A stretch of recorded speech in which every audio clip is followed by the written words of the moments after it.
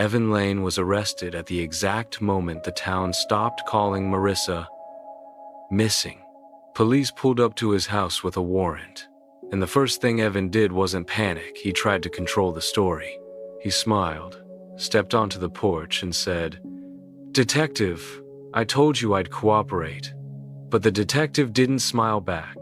He held up an evidence bag and said 4 words that wiped the calm off Evan's face. "We found her blood." Evan blinked hard just once. Then his gaze dropped to the ground like his brain was trying to rewrite time. The officer grabbed his wrists and snapped the cuffs on. And as cameras started to roll, Evan looked straight into them and said, "You don't understand. I was just trying to be prepared." The trial of Evan Lane didn't feel like a trial at first. It felt like a town holding its breath, because Marissa's body still hadn't been found. And without a body, the defense kept repeating the same line as it was armor. No remains, no murder. But prosecutors came prepared with something stronger than a body. They came with Evan's own timeline, the one he thought nobody could see.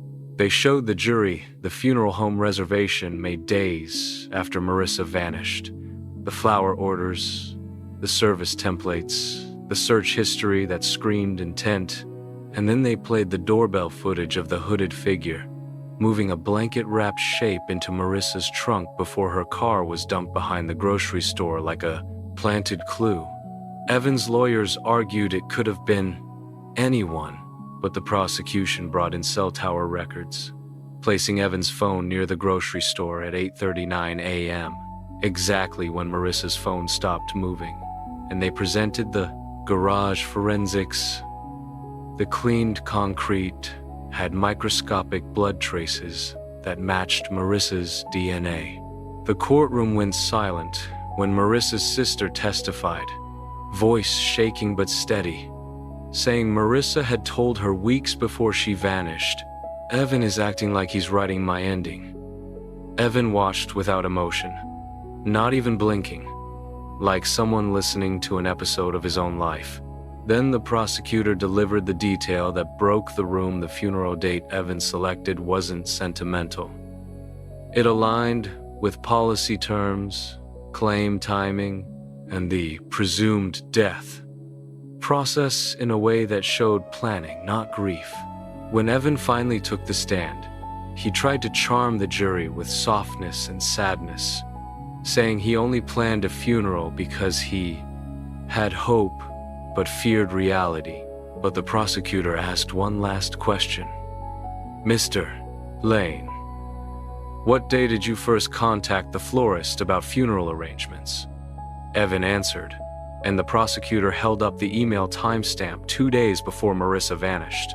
Evan froze like his mind had hit a wall, and for the first time his calm voice cracked. The prosecutor leaned closer and said, "So, you didn't just expect she might die. You were preparing for her death while she was still alive." The jury didn't need a body after that. The verdict came fast. Guilty. Evan was sentenced to life, and the judge told him, "You tried to monetize tragedy with planning and control." The case should have ended there, but Hollow Creek stories never end cleanly, because 6 months later, during a routine lake dredging project miles from town, workers pulled up a big plastic bag of weeds. Tangled inside was a sealed, smaller bag weighted down with some rocks. Inside was a wedding ring, Marissa's sister identified as hers, and a small recorder with Marissa's name on it. Police played the audio in a quiet room, and the first sound was Marissa's breathing, terrified. And then Evan's voice low and calm saying, "Smile. This is how the story ends." The last sound was water. The town never forgot that recording. And the creepiest part? Investigators later learned Evan had once told a friend, years earlier, that the best true crime stories weren't the ones with the most clues.